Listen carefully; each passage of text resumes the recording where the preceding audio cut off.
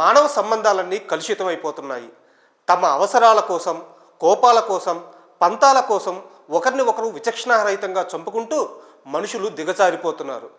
తాజాగా సభ్య సమాజం తల వంచుకునే దారుణ ఘటన జరిగింది.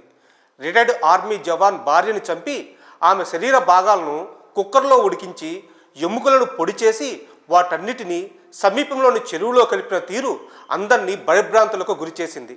కాగా పోలీసుల విచారణలో ఈ కేసుకు సంబంధించి సంచలన నిజాలు ఒక్కొక్కటిగా బయటకు వస్తున్నాయి.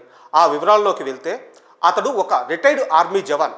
సైన్యంలో పనిచేసి పదవీ విరమణ చేసిన తరువాత కేంద్ర ప్రభుత్వ రంగ సంస్థ అయిన DRDOలో అవుట్సోర్సింగ్ సెక్యూరిటీ ఉద్యోగిగా పనిచేస్తున్నాడు.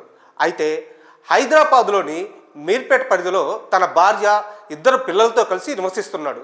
ఈ క్రమంలోనే తన భార్యపై అనుమానం పెంచుకున్న ఆ రిటైర్డ్ ఆర్మీ జవాన్ ఒకరోజు ఆమెను దారుణంగా హత్య చేశాడు. అనంతరం ఆమె మృతదేహాన్ని ముక్కలు ముక్కలుగా నరికేశాడు. ఆ తరువాత ఆ ముక్కలను ప్రెషర్ కుక్కర్లో ఉడికించాడు. ఆ ఉడికించిన ముక్కలను తీసుకెళ్లి ఎవరికంటా పడకుండా చెరువులో పడేశాడు. మిగతా శరీర భాగాలను జిల్లెలగూడ చందన చెరువులో పడేశాడు. తరువాత ఆమె కనిపించడం లేదని భార్య తల్లిదండ్రులతో కలిసి పోలీస్ స్టేషన్కి వెళ్ళి ఫిర్యాదు చేశాడు. చివరికి విచారణ చేపట్టిన పోలీసులు భర్తే ఈ పని చేశాడని గుర్తించారు. ఈ ఘటన Rachakonda commissionerate Meerpet police station పరిధిలో చోటు చేసుకుంది. కాగా ఈ కేసులో నిజాలు ఇప్పుడు ఒక్కొక్కటిగా బయటకు వస్తున్నాయి.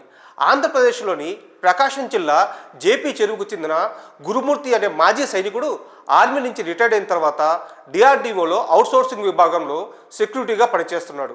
ఈ క్రమంలోనే జిల్లెలగూడలోని న్యూ వెంకటేశ్వర నగర్ కాలనీలో భార్య వెంకట మాధవి, 2 పిల్లలతో నివాసం ఉంటున్నాడు. ఈ నెల 13వ తేదీ నుంచి మాధవి కనిపించడం లేదని మీర్పేట్ పోలీస్ స్టేషన్కు ఆమె తల్లిదండ్రులతో కలిసి వెళ్ళి ఫిర్యాదు చేశాడు.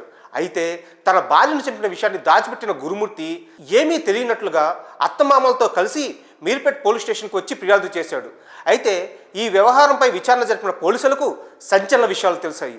గురుమూర్తే తన భార్యని అత్యంత దారుణంగా హత్య చేసినట్టు వెల్లడైంది. అయితే భార్యను చంపడానికి ముందు గురుమూర్తి ఒక కుక్కను చంపినట్లు పోలీసులు గుర్తించారు. తన భార్యపై అనుమానం పెంచుకున్న గురుమూర్తి ఒకరోజు తీవ్ర ఆగ్రహానికి గురయ్యాడు. ఈ నేపథ్యంలోనే ఆమెను అతి దారుణంగా చంపాడు. ఆ తర్వాత డెడ్ బాడీని ముక్కలు ముక్కలుగా నరికి వేరు చేశాడు. ఆ తర్వాత ముక్కలను కుక్కర్లో ఉడకబెట్టి ఆ ముక్కలను జిల్లెలగూడలో ఉన్న చందన చెరువులో పడేశాడు. అనంతరం తనకేమీ తెలియనట్టుగా ప్రవర్తించాడు.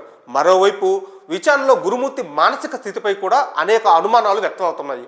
భార్యను అతి కిరాతకంగా చంపినా కూడా అతనిలో ఎలాంటి ప్రాయశ్చిత్తం కనిపించడం లేదట. భార్య చనిపోయాక కూడా గురుమూర్తి తాపీగా షాపింగ్ చేసినట్టు సమాచారం. మరి ఇలాంటి నీచుడికి ఏ శిక్ష విధించాలి? మీ అభిప్రాయాలను కామెంట్స్ రూపంలో తెలియజేయండి.